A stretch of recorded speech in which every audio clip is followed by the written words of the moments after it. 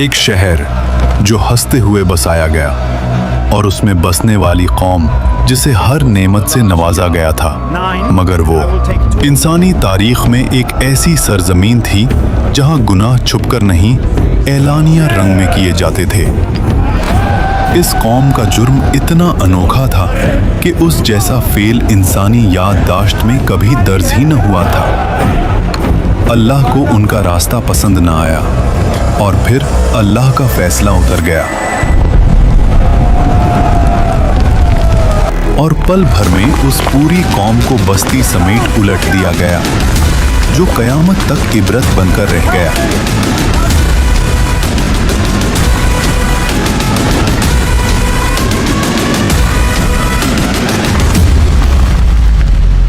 یہ قوم تھی قوم لوط اور یہ بستا ہوا شہر تھا سادوم۔ آج کے جارڈن اور پیلسٹائن کے درمیان دو مشہور شہر واقع تھے، سادوم اور گمورا۔ سادوم ایک ایسا شہر تھا جہاں زمین میں چشمے اور باغیچے دونوں موجود تھے۔ فصلیں اتنی مضبوط کہ لوگوں کو کبھی اندازہ ہی نہیں ہوا کہ یہ زمین بھی انکار سن سکتی ہے۔ کھجوروں کے گچھے نرم تھے، پھل بھرے ہوئے تھے اور زمین کے پانی میں مٹھاس تھی، لیکن ان کے دل زمین کی مٹھاس سے الٹ دھیرے دھیرے سختی میں ڈھلنے لگے۔ پہلے پہلے ان کے گناہ فرد تک تھے۔ تمہاری مسکراہٹ بہت خوبصورت ہے۔ پھر سردار مسکرا کر بولے، یہ نیا راستہ ہے، اس میں مزہ ہے۔ اور پھر لوگوں میں یہ شوق، عادت اور رویہ بن گیا۔ گناہ اب صرف فعل نہیں رہا، تہذیبی رنگ میں ڈھل گیا۔ جہاں لوگ رات کے اندھیروں سے نکل کر کھلی بیٹھکوں میں اعلانیہ فیصلے کرتے اور اللہ کی بتائے ہوئے احکاموں کو بحث میں اڑا دیتے، دور ایک شہر بابل میں اللہ کے نبی حضرت ابراہیم علیہ السلام اور ان کے بھتیجے حضرت لوط علیہ السلام اللہ کا پیغام لوگوں تک پہنچاتے رہے۔ پھر اللہ کے حکم سے یہ ہجرت کر گئے۔ حضرت لوط علیہ السلام وہ پہلے انسان تھے جو ابراہیم علیہ السلام پر ایمان لائے تھے۔ مطلب یہ دونوں صرف رشتے سے نہیں، دین کے سفر سے بھی جڑے ہوئے تھے۔ قرآن کہتا ہے کہ اور ہم ان کو اور لوط علیہ السلام کو اس زمین کی طرف بچا کر لے گئے جس میں ہم نے ساری دنیا کے لیے برکت رکھی ہے۔ اس سے مراد شام کا علاقہ تھا، یعنی ابراہیم علیہ السلام اور لوط علیہ السلام اللہ کی رہنمائی میں شام کے قدیم شہروں میں آئے۔ ابراہیم علیہ السلام خود ایک شہر میں رک گئے اور لوط علیہ السلام کو اللہ نے ایک اور بستی کی طرف بھیج دیا جس کا نام تھا سادوم، جہاں انہیں نبی بنا کر لوگوں کی ہدایت کے لیے مقرر کر دیا۔ جب آپ اس شہر میں داخل ہوئے تو روشنی اور رنگوں سے بھری دنیا کے بیچ ان کے قلب میں عجیب سی کپکپی اتری۔ آنکھوں کے آگے تجارت کے کارواں، اونچے مکان، بازاروں میں عنبر اور ریشم کی خوشبو، کھیتوں میں لہراتی ہریالی، سب کچھ اللہ کی نعمتوں کی گواہی دے رہا تھا۔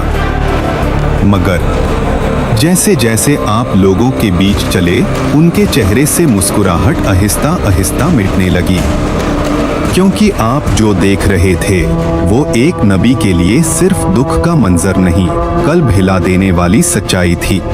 یہ وہ لوگ تھے جنہوں نے اللہ کی دی ہوئی فطرت کو چھوڑ کر اپنی خواہشوں کو اپنا معبود بنا لیا تھا۔ مرد عورتوں سے دور ہو کر مردوں میں ہی مائل ہو گئے تھے۔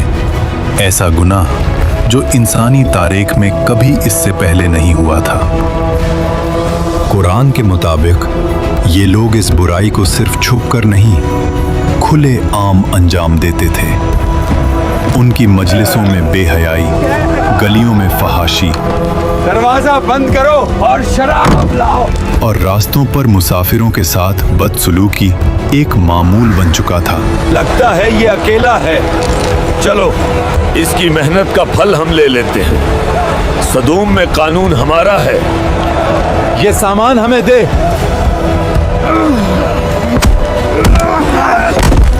اس سے से मैं तुम सबको रात में दावत दूंगा।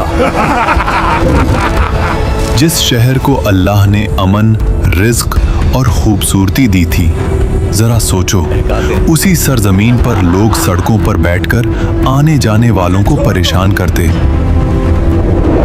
खुदा का वास्ता, मुझे आजाद कर दो। उनका माल लूट लेते, उनके साथ नामुनासिब माइल रखते और इन हरकतों पर फख्र महसूस करते थे।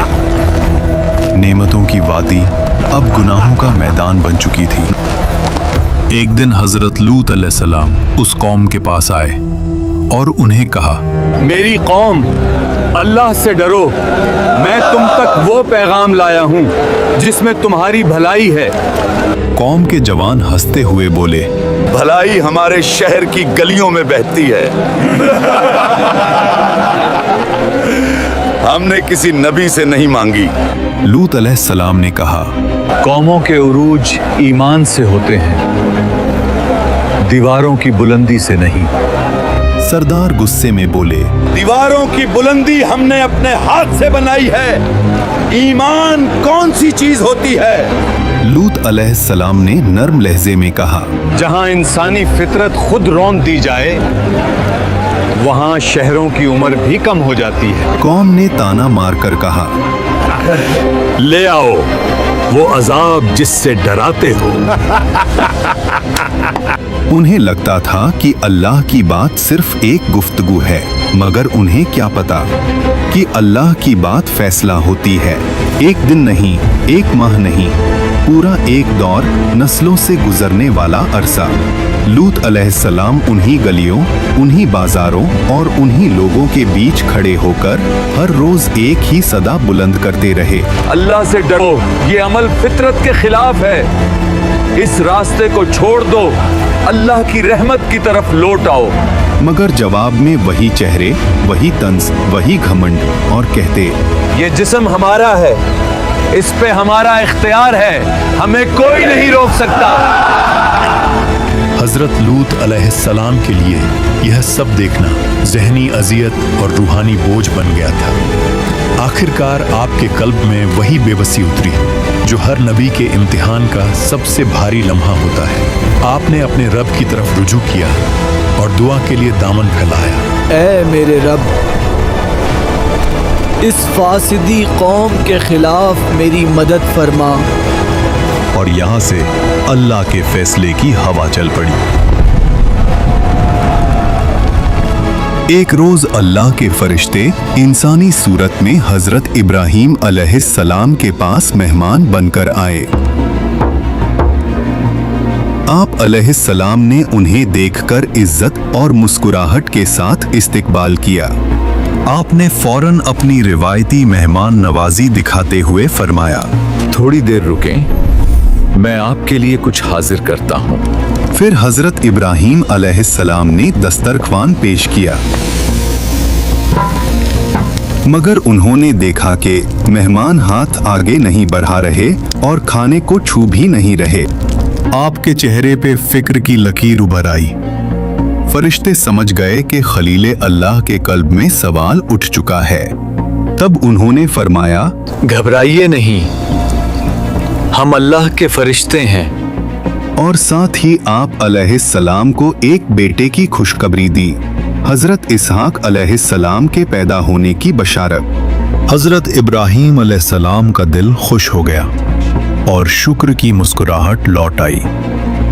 खुशखबरी के बाद फरिश्तों ने अगला फैसला भी सुनाया। हम अब एक ऐसी बस्ती की तरफ जा रहे हैं जो हद से ज्यादा फसाद और बेहयाई में डूब चुकी है। वहां एक नबी तशरीफ फरमा है, हजरत लूत अलैहिस्सलाम, और हम उनकी कौम को तबाह करने भेजे गए हैं। हजरत इब्राहीम अलैहिस्सलाम जो रहम और शफकत का समंदर थे, आपने फरिश्तों से सिफारिश की कि शायद कोई रास्ता हिदायत का अभी भी बाकी हो, लेकिन अल्लाह का फैसला आसमान में लिखा जा चुका था। हिदायत की मोहलत पूरी हो चुकी थी और फरिश्ते वहां से निकल पड़े। वो हजरत लूत अलैहिस्सलाम के घर इंसानी शक्ल में और मेहमान बनकर गए। जैसे ही शहर में खबर फैली कि लूत अलैहिस्सलाम के घर मेहमान आए हैं, लूट के घर उसके मेहमान आए हैं। फौरन मेरे साथ आओ। लोग दौड़ते हुए आए। दरवाजों पर आवाजों के तेजाब बरसने लगे। जवान बोले, दरवाजा खोलो, मेहमानों का इस्तकबाल हम खुद करेंगे। हजरत लूत अलैहिस्सलाम ने उन्हें बहुत साफ अल्फाज में रोका, नसीहत की और अल्लाह का खौफ याद दिलाया। आप अलैहिस्सलाम ने फरमाया, यहाँ से चले जाओ और मेरे मेहमानों को तंग मत करो। कौम ने चीख कर कहा, हमें तुम्हारी नसीहत में कोई दिलचस्पी नहीं, उन मेहमानों को बाहर भेजो। और फिर फरिश्तों ने अपनी असली शक्ल जाहिर कर दी। उन्होंने हजरत लूत अलैहिस्सलाम से कहा, घबराए मत, हम अल्लाह के फरिश्ते हैं, ये लोग आपका कुछ नहीं बिगाड़ सकते। आप अपनी बीवी को छोड़कर अपने घर वालों को लेकर रात के अंधेरों में यहां से निकल जाइए और पीछे मुड़कर बिल्कुल मत देखना, क्योंकि सुबह होते ही हम इस कौम को तबाह कर देंगे। यानी जिस सरजमीन से रहमत वाले निकल गए, वहीं से अजाब का पहला सुर बुलंद हुआ। और फिर जब अल्लाह का हुक्म आया, जमीन लरजने लगी, घर पलटने लगे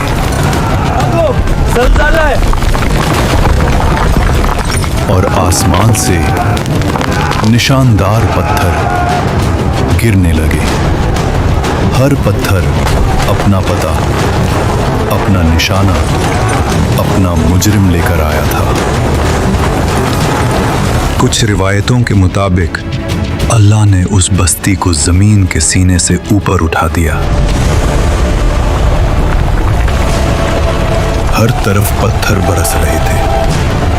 न महलों की ऊंची छतें उनको बचा सकी, न सरदार की ताकत काम आई, न लोगों के माल काम आए। लोग चीख रहे थे, भाग रहे थे और उनके सारे घमंड और गुनाह हर पत्थर के साथ जमीन के नीचे धंस रहे थे।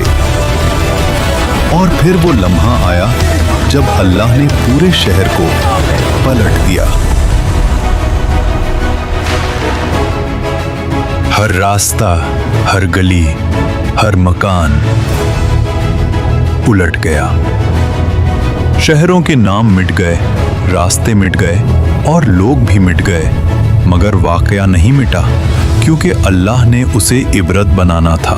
अगर आपको ये वाकया समझ आया तो कमेंट्स में लिखो कि आपको कौम लूत से क्या सबक मिला।